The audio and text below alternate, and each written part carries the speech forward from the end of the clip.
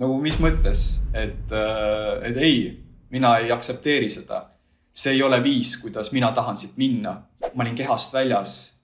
Ma nägin ise ennast seal selles riiulis. Ma nägin oma enda keha seal. Ja siis ma nägin, kuidas ma hõljun selle elamise kohal.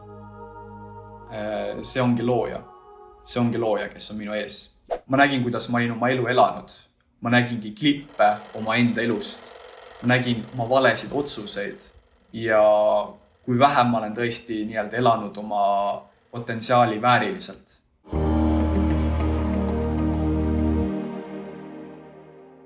Tere armas Ruupori kuulaja! Meie tänaseks saatekülaliseks on Ao, kes on 21-aastane noormees ja kes jagab meile täna oma surmalähedast kogemust ja kohtumist looja endaga. Juttu tuleb nii Ao terviseteekonnast, miks ta üldse sattus sellisesse surmalähedasse situatsiooni ning mis siis pärast seda kõik lahti rulluma hakkas. Sinu surmalähedane kogemus juhtus Mehhikos Acapulcos, aga tegelikult on sellele eelneb ju natukene pikem isegi lugu. Et kas sa saaksid rääkida, kuidas sa üldse sattusid sellisesse surmalähedasse situatsiooni? Tere! Esiteks, mul on au olla sinu saates. Esmakordne ja huvitav kogemus saab olema igal juhul. See suur sündmus juhtuski siis Acapulcos. See oli siis 25. oktoober, aga ma natuke kerin tagasi, kes ma siis üldse selline olen ja kuidas ma üldse Mehhikosse Acapulcosse jõudsin omadega. Et ma olen üles kasvanud Võrumaa metsade vahel. Et ma olen olnud pere kõige noorem laps. Seega ma olen alati pidanud ise endale tegevust leidma, et mu pere juba vanem ja õigel ajal kodust juba välja lennanud, et mina olin seal kodus emaga ja hiljem ka siis vanema vennaga. Ja selles suhtes minu lapsepõlv oli väga tore, et meil oli seal täitsa oma farm, et kõik erinevad linnud olid meil, erinevad loomad, palju koeri ja mulle see väga meeldis, kuna mul on alati väga hea kontakt olnud loomade ja lindudega. Et minu jaoks oli see väga selles suhtes positiivne aeg. Ja peale seda, kui ma lõpetasingi seal Võrumaal oma kooli, ma liikusin edasi Tartusse ja Tartus ma asusin tööle lammutusel. Elu on kallis, kuidagi vaja ju raha teenida, seega valisin lammutuse. Palk oli isegi täiesti okei, aga kahjuks see töö oli väga füüsiline ja väga palju ehitustolmu, väga karm oli. Ja peale 1 aastat töötamist ma vigastasin oma alaselga väga rängalt ja samuti ka oma paremat jalga. Ja ma olingi täiesti töövõimetu, et ma ei saanud enam seda tööd jätkata. Ja 6 kuud oli, ütleme nii, kõige pimedam aeg minu elus, kuna lihtsalt vahet ei ole, mida sa tegid või kus sa pikutasid, kus sa istusid, kus sa kõndisid. Kogu aeg saatis sind lihtsalt läbilõikav seljavalu ja jalavalu. Et see oli väga raske aeg minu jaoks. Aga õnneks siis lõpuks tänu füsioteraapiatele, nõelravidele ma taastusin sellest, et ma sain jällegi ilma lonkamata kõndida ja siis loomulikult oli vaja uuesti tööle minna. Ja siis ma läksingi tööle toitlustusteenindusse restorani ehk siis ettekandjaks kelner. Ja see töö mulle väga meeldis, kuna inimestega suhtlemine, inimestele kvaliteetse teeninduse pakkumine ja tõesti need tänulikud pilgud ja tänulikud kiitused samuti käeti mulle väga tihti tippi, et ja töö ei olnud nii füüsiline, lihtsalt toitude ette kandmine ja lihtsalt 12 tundi jalgade peal. Et loomulikult ei olnud kerge, aga vähemalt ütleme nii, et andis mulle ikkagi minu soulile ikkagi päris palju. Et ma ääretult nautisin oma tööd ja tegin seda passioniga. Ja ma tegin seda tööd 2 aastat ja sel ajal ütleme nii, et parimad investeeringud, mida ma tegin iseendasse, oli see, et mulle meeldib väga reisida. Mul õnnestuski eelmine aasta käia Norras, siis Hispaanias ja Maltal. Ja need on nagu tõesti parimad investeeringud, kuna igatahes minul isiklikult on niimoodi, et kui ma kuskile reisin, kui ma olen nii-öelda täiesti oma mugavustsoonist väljas, täiesti teises keskkonnas, tõesti näen, ütleme nii, elu täiesti teise vaatenurga alt, siis spirituaalselt nagu kuidagi see areng lihtsalt läheb nii palju edasi. Et iga kord, kui ma tulin reisilt tagasi, ma tundsin ennast nii palju kergemana, ma tundsin ennast nii palju värskemana, nii palju rohkem nagu iseendana. Seega minu jaoks oli see lihtsalt parim. Aga siis ma tundsingi üks hetk, et mulle küll meeldib see teenindus, aga kuidagi ma tunnen ennast nagu, ma oleks nagu kinni jäänud arengus, et ei ole nagu enam seda arengut. Ja ma hakkasin kogu aeg lihtsalt mõtlema, et ma sooviks teha midagi teistmoodi, ma soovikski minna lihtsalt juba laia maailma, ma soovikski tõesti areneda inimesena. Ma ei soovi enam ennast nii-öelda limiteerida selles kohas, et ma soovin nagu midagi uut. Ja siis tuli mul selline imeline pakkumine lauale nagu 6 kuuks Islandile tööle, et sinna mägede ja vulkaanide vahele. Et ma olin kohe, et vau, et see on ju nagu määratud. Et täpselt see, mida ma nagu soovisin. Ja loomulikult ma haarasingi kohe siis võimaluses kinni. Ja ma läksingi siis märtsikuus lendasingi siis Islandile. Toit samamoodi töötasin pizza restoranis ja see oli minu jaoks tõesti väga-väga võimas kogemus. Island on ääretult võimas siukene, ütleme hea saar. Et tõesti kõik need suured, kõrged mäed lihtsalt ja kõik see maastik ja et iga kord, kui mul vaba päev oli, siis mind kodus ei olnud.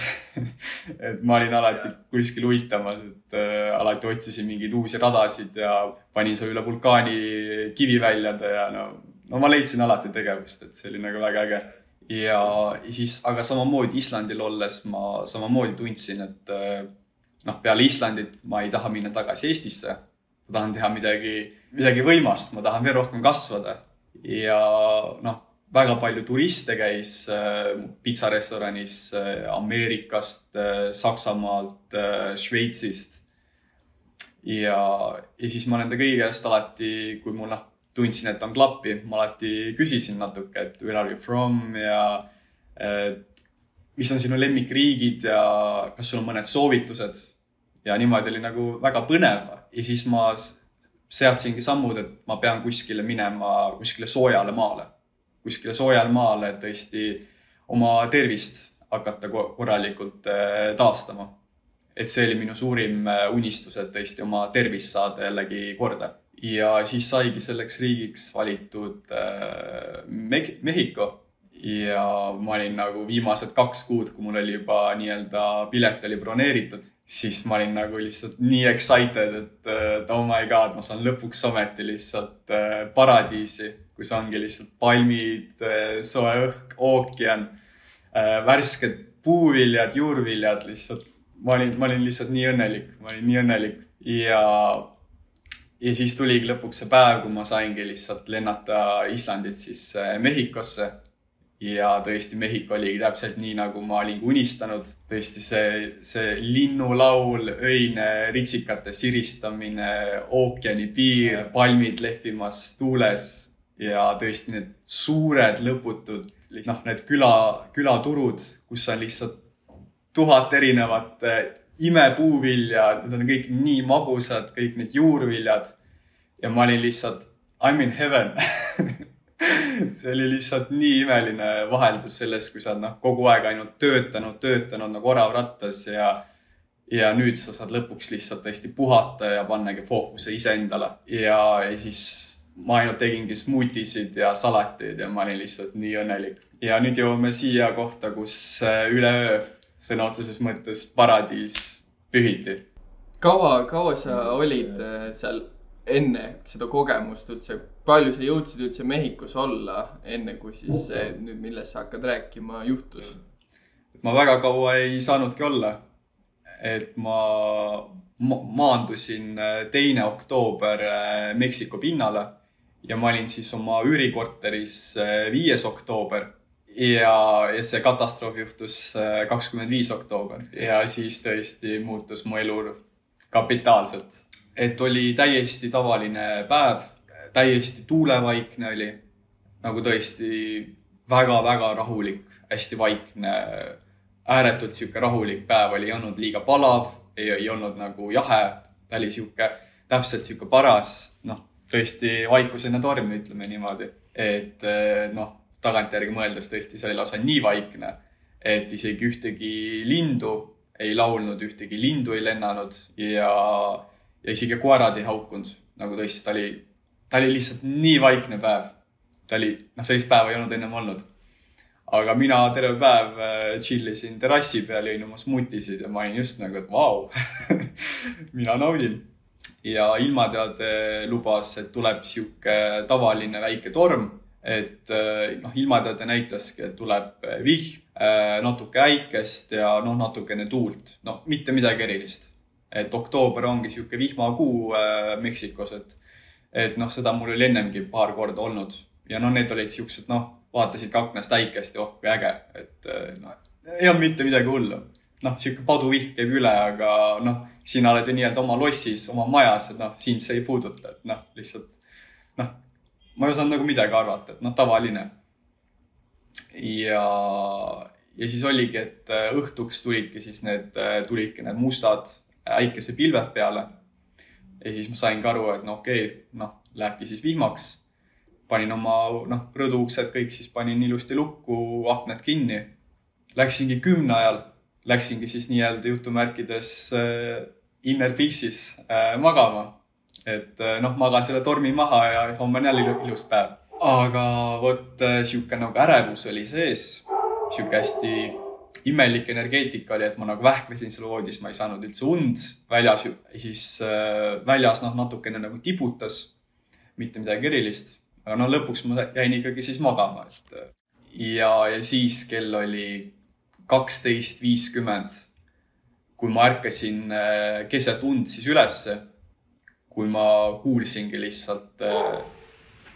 sellist nagu, kuulsingi müra, et ei olnud nagu võimalik enam magada. Tuul vilises väljas. Mis oli kõige õudsam asi oli see, et mul need rõduuksed,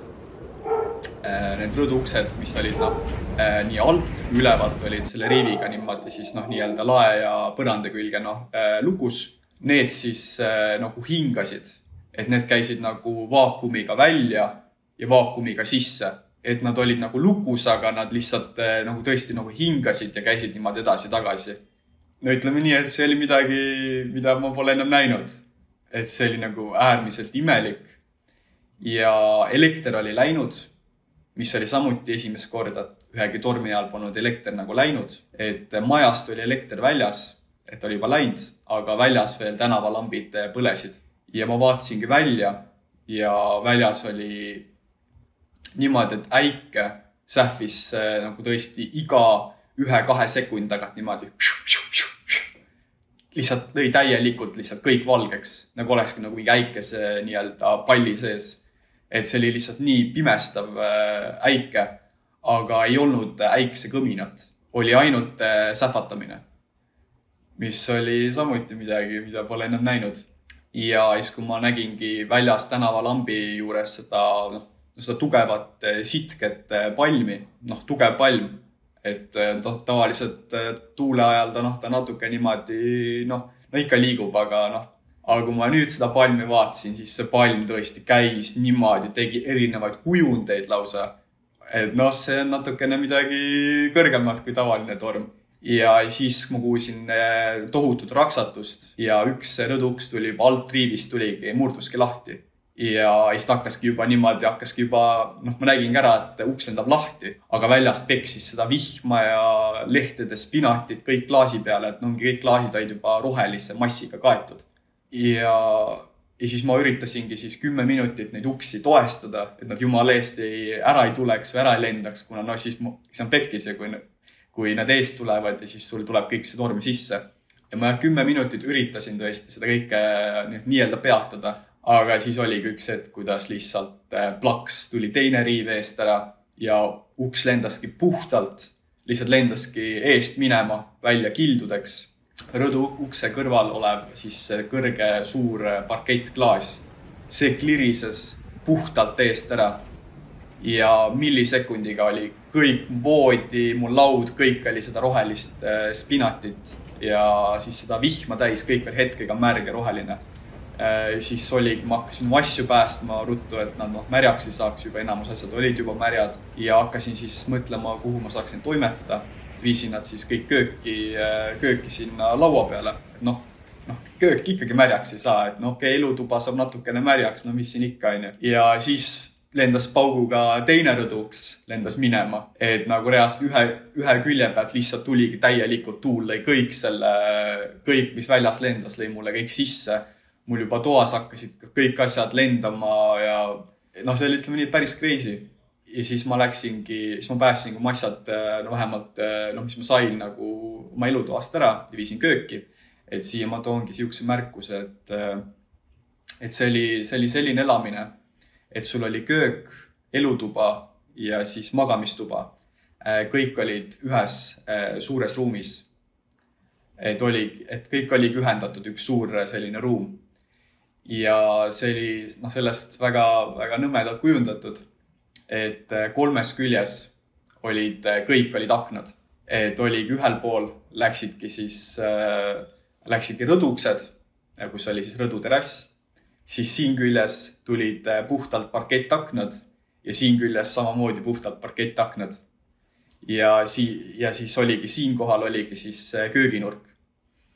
Ja kuna siit poolt kõik lendaski kõik tuulega niimoodi sisse, asjad juba lendasid seal, toolid lendasid külili, siis elutuba oli juba läinud, et seal enam kõndida ega midagi ei saanud. Ja siis täpselt kööginurga peal oli vetsuruum, millel ei olnud ust, aga vähemalt see oli siuke nii-öelda nagu betoonkindlus, et seal ei olnud aknaid.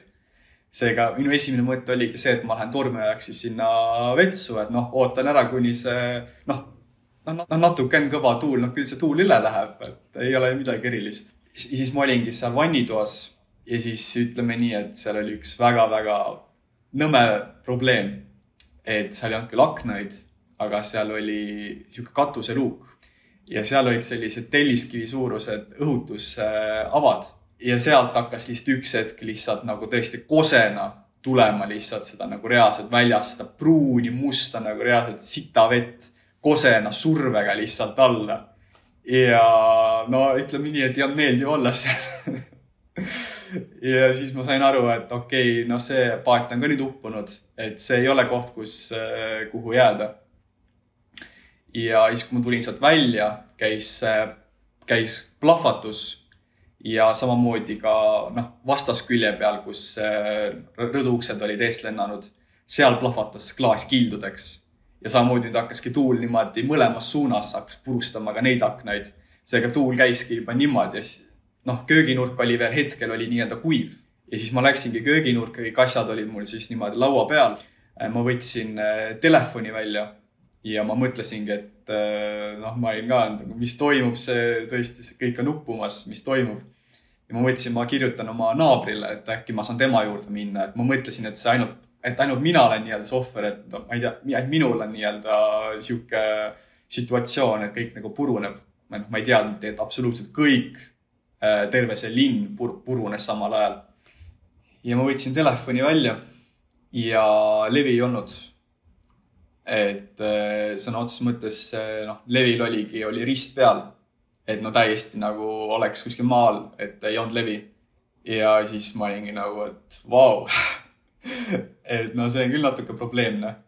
Et see on ju ilmselge, et kui mingi probleem kuskil on, siis kus on abi? Abi on su telefonis. Aga kui sul ei ole levi mitte midagi ja siis natuke tõmbas reloadima küll. Ja minu järgmine mõte oligi, et see koht siin hävib, ma pean minema välja ja ma lähen ja kõnnin siis naabri juurde. Kuigi ma ei teadnud, väljas oli see, et nii hull torm, et ma ei oleks ütleme nii, et suure šansiga mitte ellu jäänud, kui ma sinna välja kõndima läinud. Aga see oli minu esimene mõte. ma hakkasin oma laua pealt siis rahakotti otsima ja mingid vajalikud asjad veel taskusse, et minnagi siis välja siis nii-öelda naabri juurde. Ja mul oli jalas, olid ainult mul põlveni lühikesed püksid ja siis palju jalu krokid ainult jala otsas. Et jah, ma olin natuke kehvasti valmistunud selle kõige jaoks. Ja siis ma hakkasin oma asjadesse tuhnima, et kus mul on siis ühe käega näitasin taskulampi ja üks hetk lihtsalt käis selline kõrvu lukustav, lihtsalt selline kohutav pauk ja ma tundsin nagu millisekundiga lihtsalt, et mu selga oleks tabanud nagu 1000 nõela. Ja samuti ma nägin, kuidas hetkega oli mul see ees olev laud oli samuti verine ja siis juhtuski selline asi nagu filmides, et kui nagu autopomm plahvatab kuskil eemal või midagi, siis kõik nagu muutub täiesti nagu aegluup ja hakkab nagu pinisema ja et ongi see, et ei tea, mis toimub. Ja mis oli juhtunud, oli see, et kui 2 külge tuul juba niimoodi käis, tuul oli vahetanud suunda ja nüüd see 3. külg, kus olid parkettaknad ees, seal oli üks klaas, oli puhtalt eest plahvatanud, nagu tõesti oleks nagu rusikaga lihtsalt löödud 1000 killuks. Ja tuul oli nii võimas, et see oli lihtsalt millisekund ja kõik killud olid mul seljas ja üks selline suur kild oli tõmmanud siis minu selle küünarnuki juures oli tõmmanud siis suure sellise lahtise lõhe, mis oli siis luuni.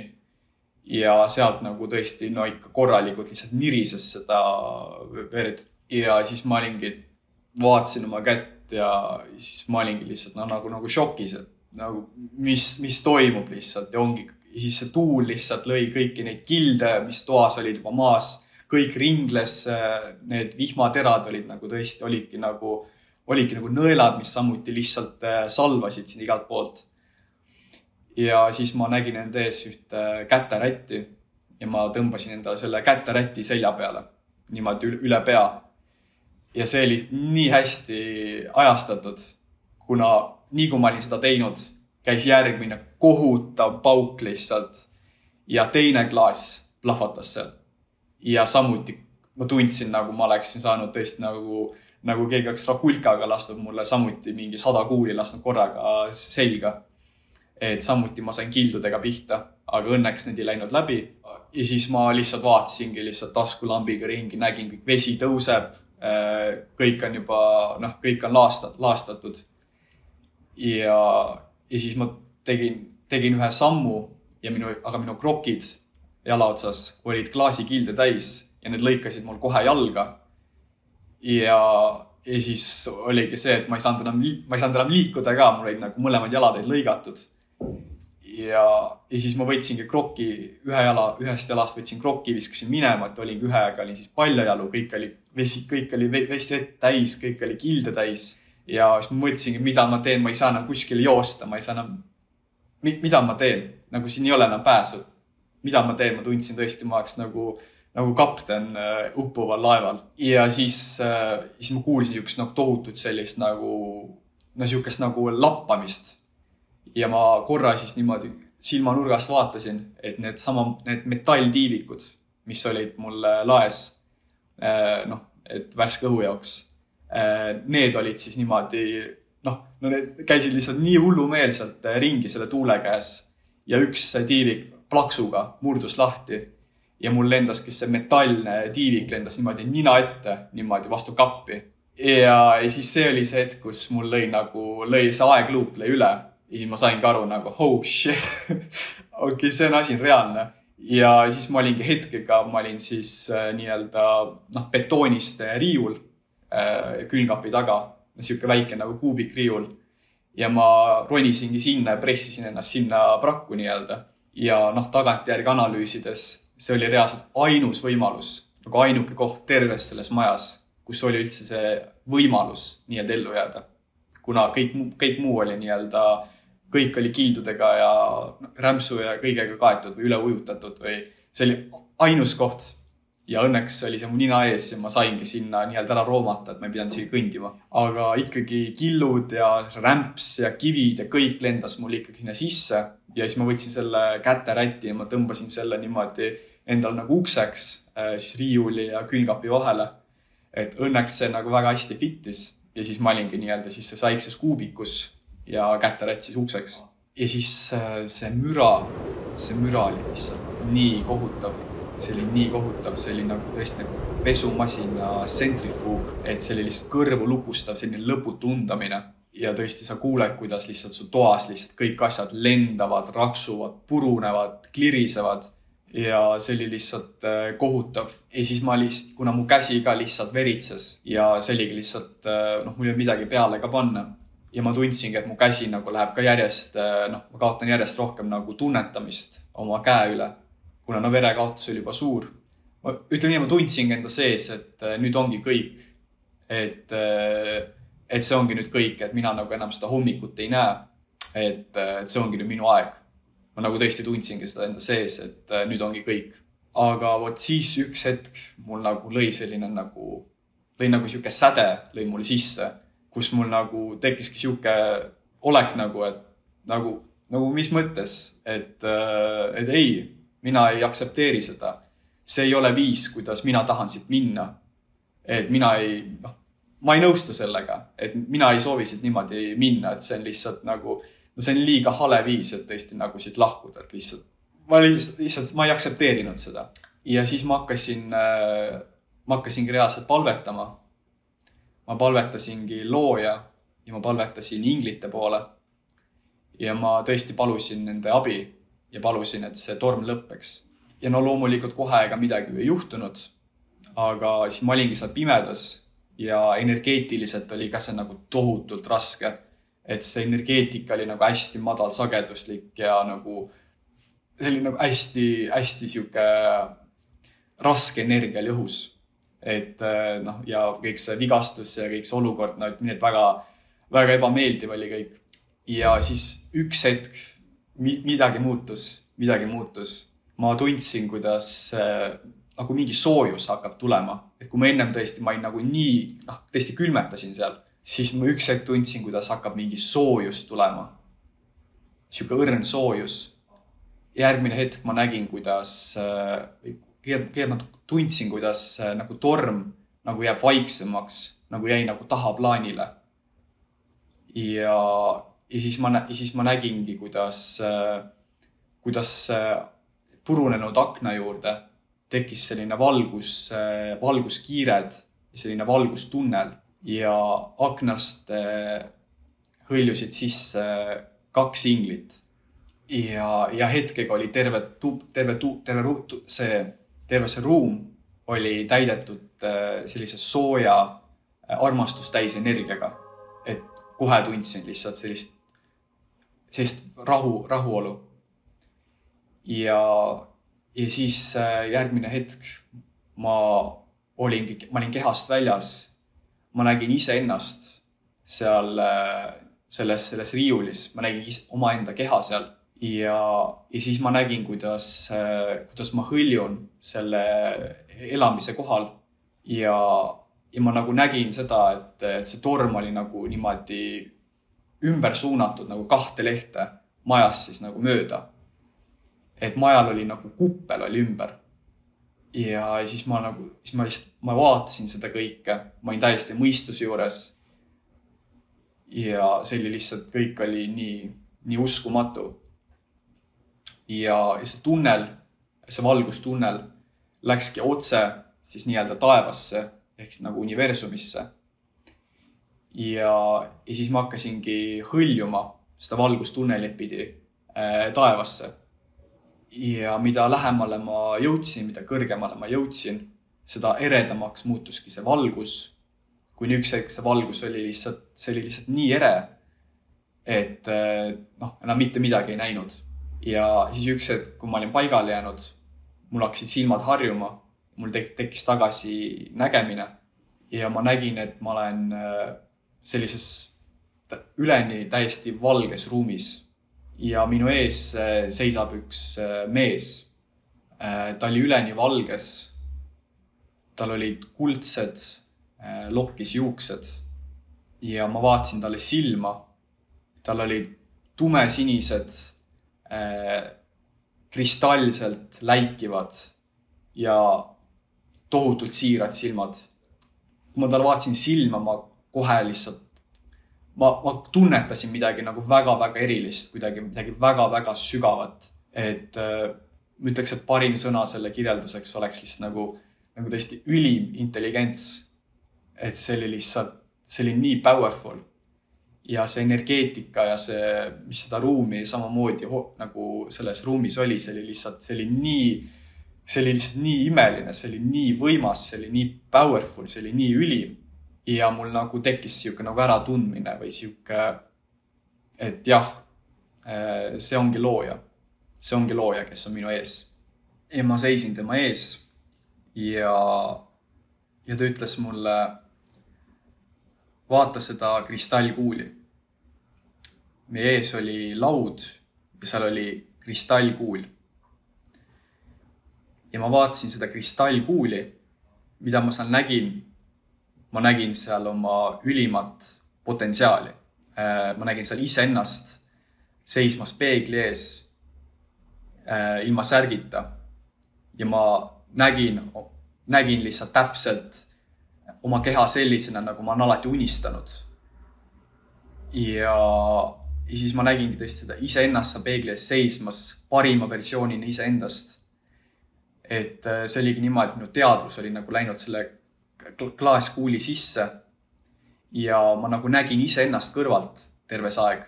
Aga samal ajal ma tundsin nagu iseenda emotsioone, mida ma tundsin selles hetkes seal olles.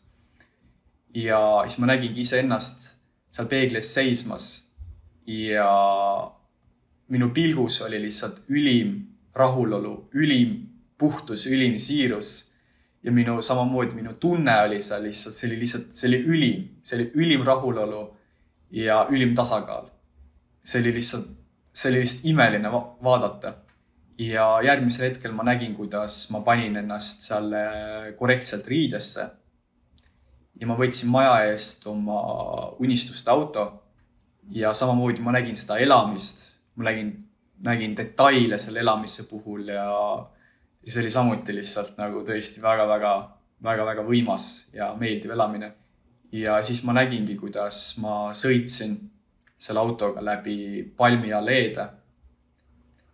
Ma sõitsin oma töö juurde ja kui ma astusin sinna hoonesse sisse, siis kõik töölised lehvitasid mulle, kõik tervitasid mind hästi viisakalt, kõik olid nagu mega õnnelikud mind nähes ja mul oli samuti lihtsalt ülim rahulolu ja ülim rõõm. Ja ma saingi aru, et see ei ole firma, kus ma töötan, vaid mina olengi selle suure firma omanik. Ja siis ma kõndisin koosolekuruumi. Koosolekuruumis samamoodi minu tiim ootas mind. Nad plaksutasid mulle, kui ma astusin ruumi. Ja laua peal olid minu loodud projektid ja ma samuti nägin nende projektide pealkirjasid. Ja see oli lihtsalt vau. See oli lihtsalt vau. Et need olid nagu tõesti ülimalt siirad ja ülimalt võimsad ja kasulikud projektid, mida tõesti see maailm vajab. Ja see oli nii imeline, ma tundsin neid emotsioone ja see oli lihtsalt nii kirjeldamatult võimas, powerful. Ja siis ma tundsingi, et üks hetk, et mul hakkabki siis nii-öelda teadvus hakkab siis sellest kuplist nii-öelda välja tulema. Ja ma olin tagasi selles valges ruumis ja ma olin siis looja ees. Mul olid väga võimsad emotsioonid sellest kõigest, kui ma nägin seda. Ja siis looja ütles mulle, vaata uuesti. Ja ma vaatasin uuesti seda klaaskuuli. Ja siis ma nägin midagi täiesti teist. Ma nägin, kuidas ma olin oma elu elanud. Ma nägingi klippe oma enda elust. Ma nägin oma valesid otsuseid.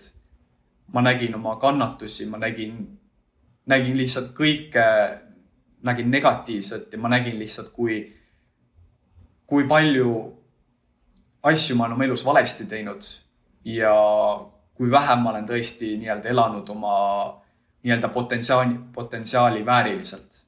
Ja ma nagu täielikult mõistsin, ma ei ole andnud endast piisavalt ja see oli lihtsalt kohutavalt valus nägemine.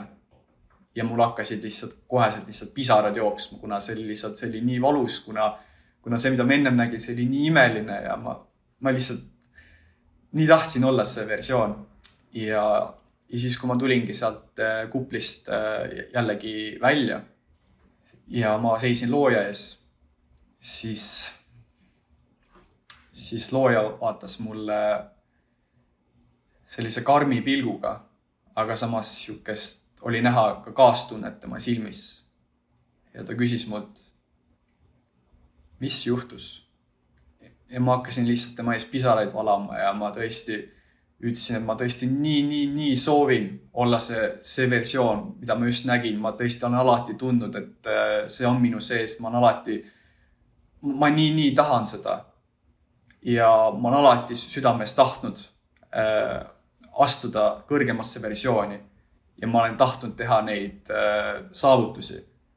Aga ma Eesti ei ole saanud, kuna minu keha on olnud nii haige. Mul on olnud nii palju nii-öelda probleeme, nii palju piiranguid. Ja lihtsalt minu keha ei toeta mind. Et ma ütlesin ära, et ma tunnen, nagu minu keha ei tee minuga koostööd. Ja siis looja ütles mulle, et tule istu siia toolile. Ja ma istusin sinna toolile ja siis läks uks lahti ja sisse tulid 6-8 inglit valgetes rüüdes. Ja nad kõik kogunesid korrektse ringina ümber minu tooli. Ja nad panid kõik oma käed mulle otsmiku peale. Ja see nagu hetkega tõmbas mind täiesti nagu sellisesse nagu ekstaasi, täiesti nagu täiesti nagu tõesti nagu mingisse transi. Ja ma nagu nägin enda silme ees, ma nägin klippe oma elust. Nagu tõesti nagu minu elu oleks nii-öelda tehtudki klippideks, piltideks, filmiks, kokku monteeritud ja siis kiirkerimisel. Et kõik niimoodi sähvis minu ees. Et kõik need klipid lihtsalt sähvisid minu ees. Ja samal ajal siis ma nagu tundsin, et mul on nagu nii-öelda kinnitatud nagu mingid voolikud külge ja minust nii-öelda nagu pumbatakse kõike seda negatiivsust, kõike neid valusid, kõiki neid probleeme, kõiki neid takistusi ja kõike lihtsalt seda pumbatakse minust välja. Ja ma nüüd ei oska öelda, kaua see kestis, kuna tõesti selles hetkes oli täiesti võimatu oli aega määrata. Ja üks hetk lihtsalt see kõik lõppes ja ma seisin taas püsti ja ma olin looja ees ja ma tundsin ennast lihtsalt nii imeliselt. Ma tundsin ennast lihtsalt nii kergena, ma tundsin ennast lihtsalt nii positiivselt ja lihtsalt ma tundsin nagu ma oleks uuesti sündinud. Mul oli lihtsalt nii imeline tunne ja siis ma olin tõesti nagu aitäh sulle looja, aitäh sulle tõesti, ma olen nii tänulik sulle, tõesti südamest aitäh sulle. Ja siis looja ütles mulle, et võta heaks. Sa said uue võimaluse, kasuta seda. Ja siis ma tundsingi, kuidas nagu mingi energia hakkas mind tagasi siis nii-öelda maa poole tõmbama. Et jällegi see tunne lavanes. Ja ma hakkasin sellest ruumist siis niimoodi vaikselt kaugenema. Ja samal ajal ma loomulikult tõesti veel kord nii tänasin ja ma tõesti ütlesin, ma täidan selle. Ma ei vea sind alt. Ja siis oligi järgmine hetk. Ma avasingi silmad. Ma olin tagasi oma kehas. Ma tundsin seda niiskust kõik oma külje all, kuna vesi oli ikka päris korralikult uputanud seal. Jällegi ma kuulsin seda tormimüra ma olin tagasi selles nii-öelda keerises ja esimene asi, mida ma kohe siis nii-öelda taskulambiga vaatasin, oligi siis minu käsi ja minu verejooks oli siis kinni jäänud. Et see suur lahtine haav oli siis kinni jäänud ja enam verd ei jooksnud. Ja mul oli kõik lihtsalt nii kristalselt, nii selgelt meeles. Ja see öö kestis veel 2 tundi, kui veel see möll käis. Et ma ei kuulsin igasugused helisid, kuidas tõesti mööbel liikus ruumi pidi, ikkagi kõik klirises. Käisid sellised imepaugud ja lohisevad hääled, mida ma isegi ei osanud mentaalselt pilti luua, mis seal võis toimuda. Et väga kohutav oli kõik. Aga peale seda sündmust lihtsalt minus endas oli lihtsalt siuke nagu puhas rahu ja hoituse tunne. Ja ma tõesti tundsin, nagu mult oleks lihtsalt aastate pikkune metallhantleid täis seljakott lihtsalt minu seljast ära kergitatud. Et ütleme nii, et mina pidasin selle hommikuni vastu nagu lihtsalt ülimas tänu tundes ja ma tundsin enda sees, et see torm lõpeb, et see mööduv ja kõik on hästi. Ja tõesti nii läkski, et kella 5 ajal hommikul see torm siis täiesti lõppeski paugu pealt, et oligi täielik haudvaikus, 0 tuult ja täielik vaikus. Ja siis ma tulingi siis sealt nii-öelda urust välja ja siis ma nägingi juba seda laastamistööd. Wow. Kui see nagu silmad kinni panna ja lihtsalt kuulata ja siis lihtsalt rännata kaasa, siis sa nagu näed, kõik need asjad joonistuvad, sa juled sinna valgesse ruumi. Wow.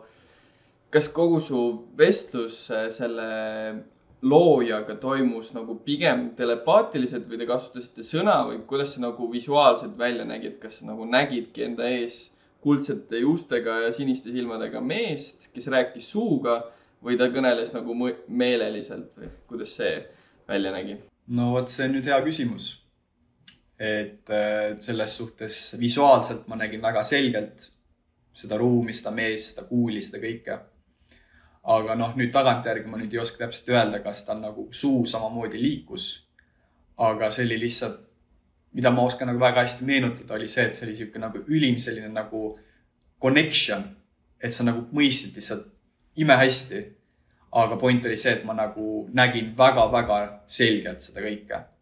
Et ütleme nii, et ta andis ennast nagu ikka väga selgelt nagu edasi. Aga ma ikkagi tunnen, et minu meelest see oli ikkagi nagu mõlemalt, et see oli nagu väga mentaalne, aga samas ma nagu nägin ka reaalselt. Et meil oli nagu, ta ei olnud nagu väga jutukas, aga ta andis nagu väga hästi oma pointid mulle edasi. Ma saan aru, et see valikute tegemine oli üks nüanss, et nagu rõhus nagu sellele, et inimene teeb oma valikutega, loob oma nii-öelda elu. Aga kuidas siia sisse mängib see roll, et kui mõni inimene sünnibki nõrgema tervisega või elus juhtub, pead võtma vastu mingid töökohti olukorra sunnil, kriisi sunnil, mis võjuvad su tervisele näiteks halvasti, näiteks see ehitustolm ja kogu see on ju, ja kui sul juba eelpagas on väiksem, et kuidas see nagu valikutesse mängib sisse või kas on alati olemas teine valik, alati on võimalik, et sa ei pea seda tegema, aga lihtsalt me ei oska seda kuidagi rakendada või? Ei, väga hea küsimus, aga ütleme nii, et selle koht mina vastan niimoodi, et tegelikult sul on alati endal täiesti vaba valik, et mis tee sa võtad elus. Et see, kui sa ei näe teist võimalust, ei tähenda, et seda teist võimalust ei ole seal. Sul lihtsalt võib-olla ei ole seda õiget nii-öelda mindseti või seda õiget maailmavaadet või seda õiget analüüsimisvõimet, et seda lihtsalt märgata. Ja ütleme nii, et kõik siin elus on tegelikult sinu enda valikud. Kõik sinu elutee, kõik põhineb sinu enda valikutel. Ja keegi ei saa sinu eest teha valikuid, sina teedki täielikult ise neid valikuid. Aga väike laps näiteks, kes on nagu vanemate otsust, nii-öelda vanemate auras, tema ei tee nagu, esiteks ta ei oska teadlikuid valikuid teha, tal puudub üldse valik ja siis vanemad teevad täiesti valikuid. Mis see, kuidas see siia sisse nagu mängib? No selles suhtes see on jah, selles suhtes nagu teine lugu, Et loomulikult, kui sa oled nii-öelda väike, kui sa oled nii-öelda kooliealine väike laps, siis loomulikult sina ei saa otseselt võtta vastu otsuseid, kuna sinu eest loomulikult otsustab sinu ema või otsustab sinu isa või sul nagu puuduvad need valikud loomulikult. Aga jällegi see, ma usun täielikult, et see perekond, kuhu sa sünnid ja tõesti, mis seisus nii-öelda on sinu see pere ja kuidas kujuneb välja sinu lapsepõlv, see on kõik tegelikult sulle endal juba teada olnud ja sa oledki nii-öelda valinud selle tee. Kui see lapsepõlv ongi väga raske, ongi sul täiesti valikute vaba, sa ei saa ise teha neid otsuseid. Sinu eest tehakse neid otsuseid ja sinu lapsepõlv on väga traumaatiline ja raske, siis mina ei oska seda öelda kellegi eest, miks see on täpselt nii, aga ma ikkagi usun väga palju, et see midagi põhinebki sinu eelmistel eludel või sul on mingid lessonid, mida sa lihtsalt peadki saama see elus. Et sul on lihtsalt, see on sulle vajalik.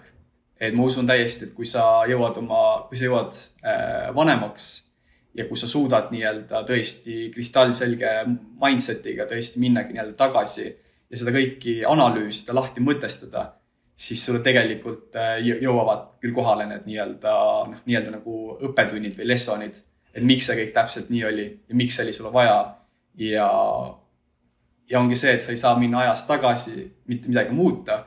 Seega ainuke asi on, mida saad teha, on see, et sa lähedki tagasi, sa teadvustad ära, mis olid need lessonid, miks see kõik juhtus ja oled lihtsalt ülimalt tänulik selle kõige eest, kuna tänu sellele sa oled juba siin ja lihtsalt lased selle mineviku minna, sest kui sa oled juba vanem, siis sa ju täielikult teed ise otsuseid.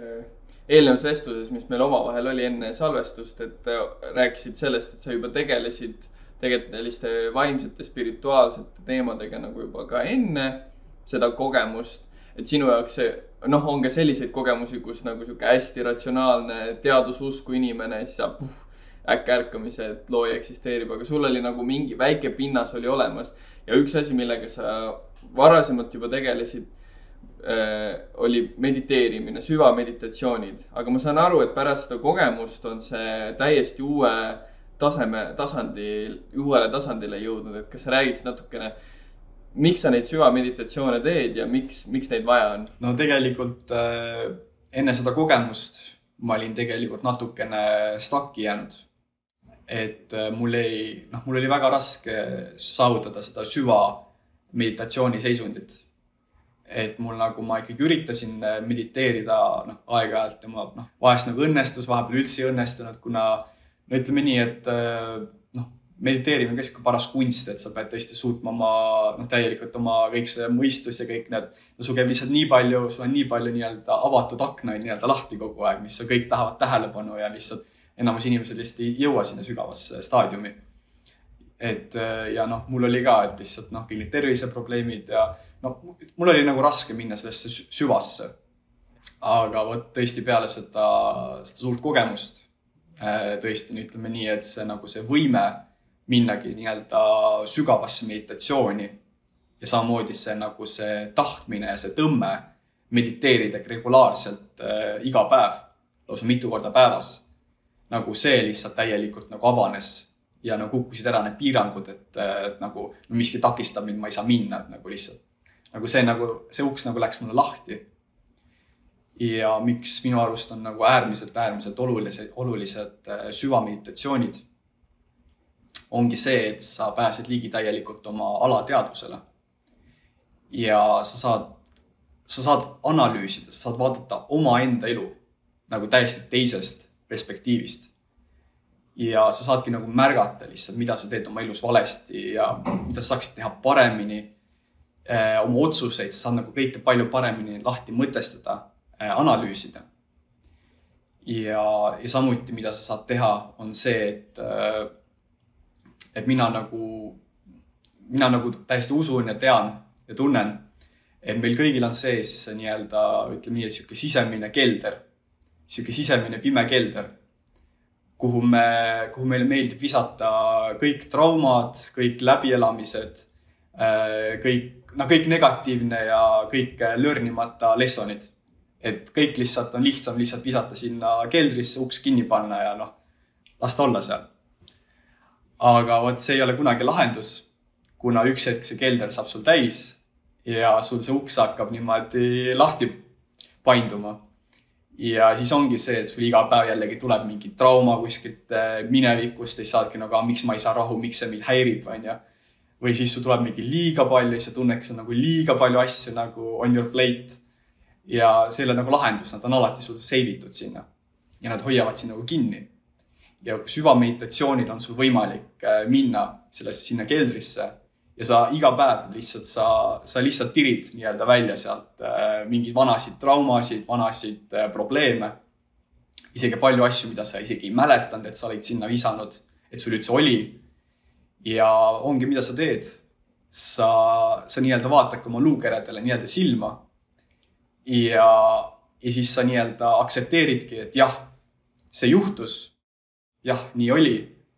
Ja sa analüüsid ära, et aga mis oli see õppetund, mida sa tuli sul õpetama, miski ei ole juhuslik, mida ta tuli sul õpetama, mida ma saan siit nagu nii-öelda endaga kaasa võtta. Ja kui sa oled niimoodi nagu ära analüüsinud maast laenile, skaneerinud, siis ta nagu täielikult kaob nagu ära see power ja ta nagu täiesti nagu nii-öelda nagu haihtubki nagu tuhk lihtsalt ookeani, täiesti nagu kaob. Ja tänu sellele sa nagu põhimõtteliselt nagu päästad oma minevikust nii-öelda oma kinni jäänud hingeosasid ja sa saad nagu täielikult oma kõvakettale nii-öelda ruumi ja peale igat sellist süvameditatsiooni, kus sa oled nii-öelda jällegi vabastanud mingi vana emotsiooni, vana mingi trauma, vana läbielamise, sa muutud kergemaks. Sinu seljakott muutub kergemaks ja see ongi täielik viis, kuidas spirituaalselt lihtsalt arened edasi. Et see on nagu ülimalt oluline. See räägitakse et me igapäevaselt oleme ainult mingi 5% või 10% üldse suudame olla nagu teadlikult teha otsuseid, et see lihtsalt see otsustamise jõud. No see võtab nii palju energiat ja siis ongi, räägitakse harjumuse jõud, on ju, kui sa hommikul üles ärkad, siis esimesed võib-olla tund aega sa paned lihtsalt harjumuse pealt, sa ei mõtle mitte ühtegi näiteks uut mõtet, sul on protsess teada, kuidas sa jõuad näiteks, ma ei tea, töö juurde või kooli, on ju. Aga siis ongi, et see süvameditatsioon on siuke hästi teadlik hetk, et nüüd ma hakkan nagu neid alateadlikke traumasid või mustreid või nagu ümber kirjutama, on ju. Et ongi, et teha see nii-öelda kelder, mitte, et ei ole täis mingit sodi, musta mulda ja sitta, vaid on täis puuvilju ja kartuleid ja ma ei tea, häid emotsioone ja kõike seda, mis nagu see kõik toetab, mis sealt alt tuleb, on ju, alateadusest, mitte nagu, et kõik ei pidurda sind, on ju. Ja, aga mis rolli mängib tervislik olukord, kui inimesel näiteks on tervis, on täiesti käest ära, kui lihtne või raske või noh, kas on ta enda põhjustatud või mitte, see pole praegu küsimus, vaid et kas sellega saab tegeleda siis, kui sul on tervis käest ära või sul peab olema ikkagi mingi tasand, kui terve sa pead olema, et siis saad hakata alles süvameditatsiooniga tegelema? No vot sellega on nii, et loomulikult meie keskkond, kus me oleme üles kasvanud, see keskkond, mis on meie enda ümber, see on nagu väga suur mõjutaja, väga suure teguriga, sest me korjame üles nii-öelda oma minevikust ja oma ümbrusest nii-öelda programmeeringuid. Ja ongi see, et me langeme nendesse programmeeringutesse ja enamus inimesed elavad täielikult automaatpiloodil. Nad lihtsalt on harjunud midagi tegema, nad on lihtsalt arendanud mingi rutiini välja, nad lihtsalt tiksuvad. Nad lihtsalt teevad neid ühtsid ja samasid asju. Ja nad ongi lihtsalt otsa mõttes ringis. Ja tihtipeale ongi see, et need vanad programmeeringud, need ei ole nagu sulle positiivsed, need ei ole sulle head. Ja need täielikult sõna otses mõttes igapäevaselt täielikult saboteerivad sinu enda elu. Siin ongi see, et meditatsioon on väga oluline, et sa nagu tabaksid ära neid vanasid programmeeringuid ja saaksidki neid siis nii-öelda ära elimineerida ja mõeldagi, mis on sinu enda jaoks, mis on sinu tõelise purpose'i jaoks mis nii-öelda alainib sinu endaga kõige paremini ja muudake selle ära, et sa ei saa midagi nagu ära visata nii-öelda vanad programmeeringut, midagi uut sisse võtmata. Et see ongi see, et sa viskad nagu vana mööbli välja, aga kui sa just uut mööblit, siis on ikka kahvatlus minna tänava nurgale ja võtta see mööbel tagasi endale tuppa. ja siin ongi see sama asi, et kui sa midagi ära elimineerid enda elust, sa pead ta kohe välja vahetama millegi positiivsega. Ja samamoodi nagu tuli see negatiivne programm, sa programmeerid ka selle positiivse programmi. Ja niimoodi sa mõtke arenedki edasi. Et loodus tühja kohta ei salli, et kehtib see sama ka meie mõistuse kohta. Jah, täpselt. Et viskad selle vana välja, aga nii-öelda ta jätab sulle nii-öelda konksu jätab veel sisse ja tuleb ikkagi tagasi sulle. Teine aspekt, mis sul tegelikult ka on väga põnev teema, mida ma väga pole puudutanud, aga tegelikult sul on nagu tervise teekond on ka väga huvitav olnud, et üldse, mis on nagu aina enam, mis on minu igapäevaelu põhimõtteliselt, millega ma nüüd tegelen, on inimeste tervise aitamisega, aga et sul on nagu ka selline oma lugu rääkida, et siis ma arvan, et nüüd aina enam nagu see vanus läheb aina noorematesse ikka, sest sa oled 21-aastane, sa ei ole nagu, et sa oleks mingi 40, 50 või 60, et sul juba hakkasid tulema need sümptomid, et see on nii reaalne, vaat seda laiemas publikus nagu ei räägita, et öeldakse, ole kuss ja ole tugevam, aga nagu sul on hästi siuke just lootust andev lugu rääkida, et kuidas nagu tegelikult on võimalik sealt nagu oma tervislikku olukorda parandada, kui sa tead infot, mida tegema peab ja et kas räägiksid sellest ka natukene, kuidas sinu see lugu tervenemisel on olnud?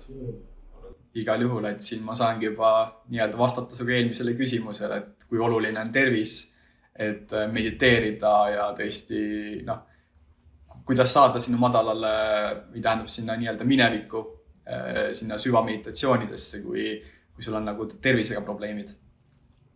Et mul on endal nagu hea tervisega olnud äärmiselt raske. Et mul on nagu väga palju olnudki täiesti erinevaid sümptomeid, et ongi igasuguseid neuroloogilisi probleeme ja igasuguseid valusid, samamoodi seda mentaalselt, seda nii-öelda ajuudu. Tihtipeale on see nagu ajuudu, et sa nagu oledki hajameelne ja sa nagu unustad asju ja nagu, et see nagu, tuleb siuke nagu udu tuleb lihtsalt peale. Ja siis kõik need igasugused peavalud, kõik füüsilised jalavalud, käevalud, seljavalud nagu, you name it. Ma olen lihtsalt kõik nii sügavalt kannatanud.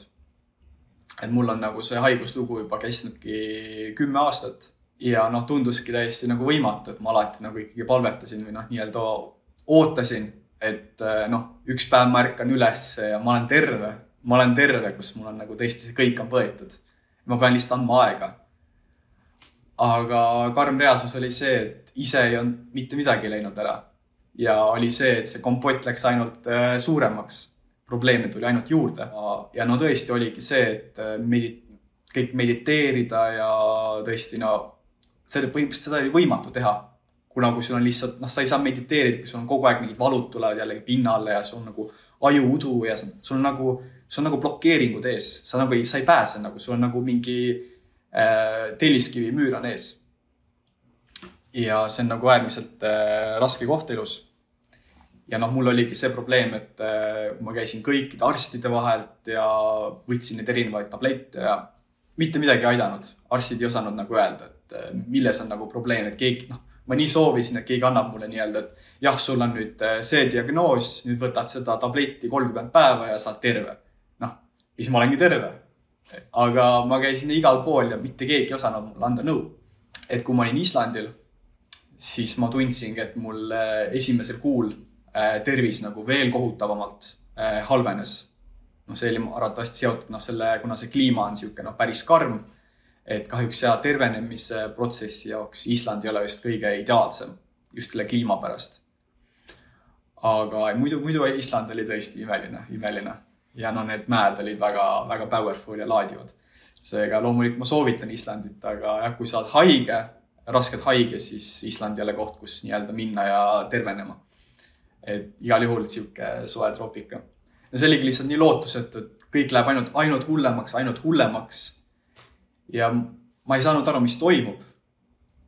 Ja siis juhtus selline ime, et ma avastasin meditsiinimeediumi ja Anthony Williams ja ma hakkasin Anthony Williamsi podcast'e kuulama, ma hakkasin tema informatsiooni lugema. Mul oli läbi juhuse sattunud isegi tema esimene raamat kaasa, mille mu ema andis mulle niisama kaasa. Ja ma ei olnud seda kunagi lugenud, aga siis ma olingi nagu, vau, seal nagu tõesti reaalselt nagu keegi mõistab sind, kus nagu reaalselt kõik oli lahti seletatud. Ja ma sain nagu lõpuks pannagi need pusletükid kokku ja ma mõistsingi, milles on probleemid. Ja siis mul hakkaski nagu selginema, ma hakkasingi nägema seda lootust, et ma lõpuks tean, kuidas terveneda. Et sinu toit saabki olla sinu tervendaja. Ja siis ma palkasingi endale toitumisnõustaja, kes on siis meditsiinimeediumi ekspert. Ja siis tegime temaga siis samamoodi Zoom-kõnesid. Ja ma paningi endale korrektse toitumiskava paika, kuidas meist nüüd toituma pean hakkama. Ja ma mõistsingi seda kõik informatsiooni teadvustades, et ma olen ikka väga-väga valesti toitunud kõik need aastad. Et ma olen tõesti nagu väga valesti toitunud. Kuigi isegi enamus asjad ma olen arvanud, et need on isegi tervislikud või nagu nad on neutraalsed. Aga kõikist informatsiooni teadvustades sa mõistad, et ma saboteerisin iseennast iga päev. Ja siis ma kohe tundsingi seda arenemisprotsessi tervenemise teel, kui ma hakkasingi siis ma dieeti muutma, tõingi sisse rohkem puuviljasid, rohkem juurviljasid, rohkem salateid, tõesti tervislikke toitumisi, enam õliga toitu ei praadinud. Aga ikkagi nagu tervis oli ikkagi oli nagu paigal, ma olin nagu koha peal. Ja point oligi see, et mul oli antud ka nimekiri asjadest, mida ma ei tohi tarbida enam, mida ma pean oma elust välja lõikama.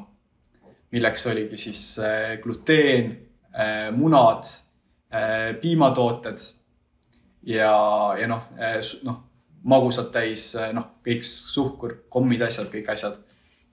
Ja loomulikult kommid ma lõikasin kohe välja, see mind ei huvitanud. Siis munad ma ei tahtnud välja lõigata, kuna ma olin just käinud poes, ma ostsin endale 70 muna. Kuna ma mõtlesin, kui ma saan nüüd iga päev ainult muna, ma hoian raha kokku, ma saan proteiini ja ma olen õnnelik. Aga siis ma saingi teada, et munad on kõik hullemad asjad üldse, mida süüa, kui seda terveks saada. Ja oligi see, et ma ei tahtnud neid välja lõigata, ma ikkagi vingerdasin nendega. Ja kui ma nad lõpuks välja lõikasin, ma tundsin, kuidas ma astusin korraliku sammu edasi. Ja siis ma jagasin kõik oma munad laiali, ma enam rohkem ei soovinud. Gluteeni osas samamoodi, mul ikkagi ahvatlus oli piimatoodetest, ma olin nagu piima ma lõikan välja, hapukord nagu nii ei ole, võid ma ei pea tarbima. Aga mul oli üks ahvatlus, mul oli see, et mul meeldis juustu väga süüa. Et tavaliselt juustuviil oli paksem kui leivaviil. Et juust oli mul nagu tõesti craving, et see on lihtsalt nii hea. Ja ma ikkagi sõin seda gluteeni saia, millele siis see paks juustuviil peale. Et see oli siis ikkagi veel seal menüüs sees. Ja siis ma hakkasingi teadvustama, et iga kord, kui ma seda sõin, ma pärast tundsin ennast hästi raskelt, imelikult. Ja kui ma lõikasingi, siis see oli väga valus, aga kui ma lõikasingi siis selle saia ja selle juustu välja, siis samamoodi ma lihtsalt oleks tõesti teleportiga pannud lihtsalt kiirrongiga edasi. Ja siis ma lõpuks saingi aru, et vau, et ei ole ainult asi see, mida sa tood endale sisse, vaid tegelikult suurem areng on see, mida sa lõikad välja. Et see on reaalne difference. Ja alguses ma olin paanikas, et aga kui ma kõik need asjad välja lõikan, mida ma söön, siis see oli minu menüü. Ja siis ongi see, et ma avastasin, et tegelikult meditsiinimeediumil on nii palju erinevaid tervislikke retsepte. Ja mis on tõesti nii imelised. Nad on tõesti nii imelised. Ja siis ma võtsingi uueks passioniks kokkamine, kus ma hakkasingi siis igasugused erinevaid asju proovima, kuidas ma saan teha neid siis ilma nende aineteta, mida ma ei tohi tarbida. Ja peale seda tõesti ma avastan, et see on täiesti teine maailm, mis sul avaneb, mis on lihtsalt nii tervislik. Ja peale igat toitu, mida sa oled teinud õigesti, sa tunned ennast nii kergena, sa tunned ennast nii selgena ja sa tunned ennast õnnelikuna ja sa tõesti tunned, kuidas su tervis läheb paremaks. Et minu jaoks oligi see täielik stepping stone, et just see toitumine, kus ma hakkasingi lihtsalt järjest rohkem nii-öelda saama leevendust oma rasketele probleemidele, mille 10 aastat arstid keitsid sulle õlgu, ütlesid, et ju sa oled lihtsalt sündinud sellisena probleemsena vaata. Ja siis lihtsalt on see, et ma muutsin toitumist kapitaalselt ja ma hakkasin täielikult tervenema. Noortele praegu näidatakse ka nagu süüdistava näpuga ka, et mingid noored ei suuda tähelepanu hoida ja on seal TikTokis ja depressioonid ja masendused ja kõik, et ma pean ennast veel ka nooreks, sinust ma olen natuke vanem, aga ma nagu mõistan, kui lihtsasti kõik sõltuvused võivad tekkida, need kõik sõltuvused põhimõtteliselt, narkootikumidest kuni siis nii-öelda sotsiaalmeedia sõltuvusteni. Aga et kui kordades lihtsam on see veel siis, kui sul toitumine on kehv ja ajutervis on nõrk. Et ma mõtlengi, et kui ma vaatan mingit linnulennult või looja aspektist seda olukorda, kas see saakski kuidagi muud moodi minna sellises keskkonnas, kus on nagu 90% toidust on crap, 90% tarbitavat infost, meediast, mis iganes on crap, et kõik ongi nagu see, et see ei tasu nagu, mina olen täiesti 180 kraadi pööranud ja mul on nagu, neid on raske muidugi aidata, sest see nagu see ongi, et aga sõltlane ei taha ju oma sõltuvustest loobuda, et see ei ole nagu nii lihtne ja eks me kõik ise astume sinna vahepeal tagasi. Aga kui tekib see esimesena see kaastunne üldse noorte suhtes ja aga üldse, kes vaevlevad mingite sümptomitega, siis see on nagu esimene samm nagu tervenemisel, et kes tuleb inimene, kes nagu sügavuti nagu mõistab, mis sul on, et ei ole lihtsalt nagu, sa oled, tee rohkem kätekõverdusi, küll sa saad energia tagasi, et see nagu ei aita. Ma saan aru, et sina ju kogusidki tegelikult natukene pingutasid üle oma tervise arvelt, kogusid raha, et minna Mehhikosse just nagu tervenema puhkama, et saada täiesti nagu terveks, et elada siis nagu inimväärset elu. Ja siis oligi, et 20 päeva olid seal ja siis tuli torm ja pühkis põhimõtteliselt, palju seda 21-aastasel ikka seda maist vara on, põhimõtteliselt ju hävisid kõik sul näelda, ega pangakontol ju palju raha 21-aastasel tavaliselt traditsiooniliselt ei ole ja eriti kui sa nagu võtsid ette puhkuse reisi, et siis kuidas sul praegu üldse, kuidas sa majanduslikult hakkama saad ja kus sa oled üldse praegu? No sellega on ja siuke, et Acapulcos ma siis pidin olema veel 3 päeva, pidama seal veel vastu, kuna mingit abi ei olnud, kõik terve see Guerrero, terve see maakond oli täielikult hävinud. See Acapulco linn ise juba, see kõik oli suurem kui on Eesti, nagu see oli nagu tõesti suur linn ja kõik täiesti maatasa. Et tõesti nagu oleks nagu Tšernobõlisse sattunud. Et ja oligi, kõik teed olid hästi blokeeritud. Tänavate peal inimesed vandalitsesid, varastasid seal poodi tühjaks, gängid. Öösiti kostus linnast püstolilaske. Koerad ulgusid kogu aeg. Ja see oli päris kohutav. See oli lihtsalt midagi lihtsalt nii karm, et keegi on nagu selle jaoks nagu valmistunud ja ongi valitsus jõudnud ka mitte midagi teha ja nad lihtsalt võtsid täielikult oma väed välja, et mitte ühtegi politseinikku, mitte ühtegi vilkurit, mitte midagi. Et kõik on oma pead. Mitte mingit arstiabi, mitte mingit kiirabi, mitte midagi. Et see oli nagu kohutavalt raske ja lootusetu olukord. Et ma pidingi valmistuma, et tõesti ma pean saama siin võib-olla nädalaid hakkama või ma ei kujuta ette, kuna kõik on lihtsalt nii kaputt. Aga siis õnneks teisel päeval tuli levi tagasi, et wifi, vesi, elekter, need loomulikult olid täiesti läinud, et nende taastamiseks läks üle kuu. Aga vähemalt tuli oma telefon, internet tagasi. Ja siis ma sain vähemalt ühendust oma perekonnaga. Ja siis nemad said siis vähemalt nagu hoida kursis, mis siis mujal maailmas toimub, kuna mina pidin hoidma tõesti oma viimased telefoni protsente, akuprotsente ja oma internetti, kuna tõesti internet mul ei olnud nagu palju peal.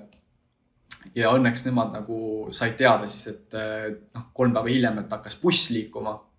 Buss siis Acapulcost Mexico Citysse, nii-öelda päästebussid. Ja tänu ime läbi, kuna kõigil oli, transport ei olnud, kellelgi ei olnud bensiini, mitte midagi, nagu, et teed olid blokeeritud. Aga tänu läbi ime ma sain nagu võimaluse, et saada ohutult siis bussijaama. Ja ma sain siis selle täis tuubitud bussi peale ennast kuidagi ära suruda. Ja siis ma saingi siis minema. Ja see oli tõesti puhas õnnistus. Ma sain sealt liikuma, et siis Mexico Citysse. Ja seal, mis järgmine etapp oli see, ma pidin arsti juurde kohe minema, kuna minu see haav, see õnneks ei veritsenud enam, aga ta oli juba infected, et tal oli juba põletik ja nii-öelda mustus sees. Kuna ainuke asi, mida ma sain endale teha oligi, et ma sain lihtsalt võtta loodusest aloe verat ja seda endale peale määrida. Mul midagi rohkem ei olnud. Et loomulikult tänu sellele ta oli parem, aga ta oli ikkagi päris halvas seisus. Ja kui ma läksingi siis haiglasse, siis haiglas arstid ütlesid kohe, et kuule, mul on see väga halvas seisus, et ma peangi minema kohe sinna operatsioonilauale. Nad peavad mu selle haava lahti lõikama, ära puhastama ja siis kokku õmblema. Ja samuti ka arstid ütlesid mulle, et sa oled väga halva koha peale saanud selle haava. Et see on nagu, kui ma oleksin saanud kas või sentimeeter või natukenegi vasakule, see oleks mul võtnud terve käe otsast. Et väga õnnelik õnnetus, et ma sain ainult nii-öelda riivata. Aga ja arstid ütlesid seda, et mul on et see on täpselt siuke koht, kus on need närvid, siuke närvivõrgustik. Ja ütlesid seda, et me ei saa sulle garanteerida, et sinu käsi hakkab nüüd normaalselt tööle. Et ma pean olema 7 päeva käsi kipsis ja siis nad lõikavad, siis nad võtavad siis nad lõikavad selle, vaatavad, kuidas on ja siis võtavad niidid ära. Et 4 päeva pidin ma olema siis käsi kipsis. Ja kui ma olin selle operatsioonilaual ja olin selili selle valge lambi all, valges ruumis, siis ütleme nii, et tekkis siukene kurbus või siuke natuke depressioon küll sisse, et ikkagi päris halvas olukord, et ma ei tea, kas mu käsi isegi hakkab enam tööle. Ma pean nüüd 7 päeva olema siis nii-öelda ühe käega, vasaku käega kõike tegema, et kuidas ma siis niimoodi linna peal käin, kui mul on üks käsi kipsis, vaata, et ma olen abitu, et kuidas ma söön ja ütleme nii, et mul tekkis see tohutu kurbuse tunne. Ja siis juhtus siukene huvitav asi, et ma kuulsin looja häält ja looja ütles mulle, et ära muretse, kõik saab korda, et sulle jääb vaid arm ja see arm on sulle põhjusega, et see oleks sulle igavene meeldetuletus sinu uuest võimalusest. Et tuli lihtsalt selline informatsioon mentaalselt mulle seal lambi all. Ja koheselt ma võin vau, okei. Ma tundsin ennast kohe kergemalt ja ma tõesti uskusingi, et jah, kõik saab korda. Ja ma olin äärmiselt positiivne kõik see 7 päeva, paningi seal kipsiga ringi, ei olnud probleemi. Ja siis, kui ma läksin tagasi arstide juurde, arstid ütlesid kõnes mulle veel, et kuule, et tule ikka veel 3 päeva pärast, et anname sulle ikka 10 päeva, et su käsi ei saa olla nii kiiresti alta kokku kasvanud, et anname ikka rohkem aega. Aga ma ütlesin, et kuule, palun ei, ma soovin edasi liikuda, ma soovin edasi rännata. Ja siis nad olid okei, tule. Ma tulingi siis arsti juurde ja arstid vaatasid mul haava ja ütlesid, et kuule, vau, et sul on ikka väga hästi kokku kasvanud. Ja siis nad tegid mul erinevad testid ja mu käsi tõesti liikus täiesti ideaalselt 7 päevaga. Ja nad ütlesid mulle tõesti, et kuule, tõesti impressive, et väga õnnelik õnnetus on olnud sul. Võib-olla üks osa sellest, miks see käsi nii kiiresti taastus, on see, et sul juba toitumine oli sul ju siis ikkagi meditsiinimeediumi, et sul oligi toormaterjal, millest keha saab ennast ise ehitada üles, ka närve taastada, mida võib-olla arstid peavad et ei taastugi, et siis võib-olla see oli mingi element, mida nad ei olnud harjunud nägema. Kui ma oleks mingit rämpsu tarbinud ja olekski endale nii-öelda põletiku tekitanud, no siis ma oleksin tõesti, sa võin kuu aega ka alla selle käega niimoodi, et see ei, toitumine loomulikult. Ma saan aru, et raha põletasid sa seal ikka päris kiiresti, nagu kõik need arstivisiidid ja siis sa pidid reisima ja hotellid, et see nagu tegelikult sul, kui lihtsalt keegi kuuleb seda lugu ja tunneb sulle tõesti siiralt kaasa, siis me paneme siia vist video alla kirjeldusse sinu pangarekvisiidid, et saab sulle annetada ja me paneme ka, mina omalt poolt tegin väikse annetuse Aole, et sa üldse saaks minuga siin vestelda.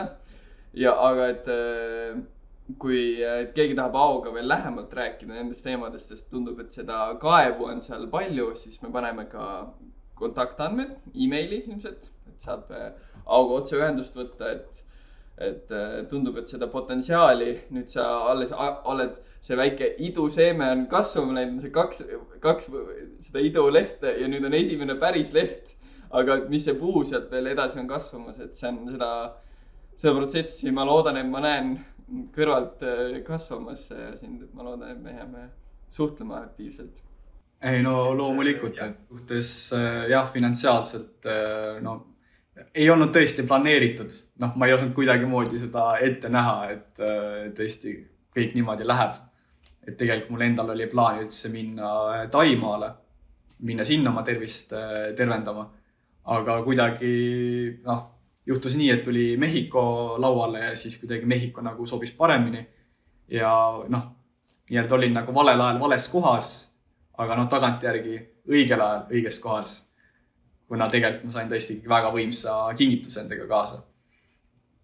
Ja loomulikult kõik need arstivisiidid ja see unexpected reisimine, kõik need asjad, mida ma kaotasin, need uued asjad, mida ma pidin nüüd ostma uues elamises.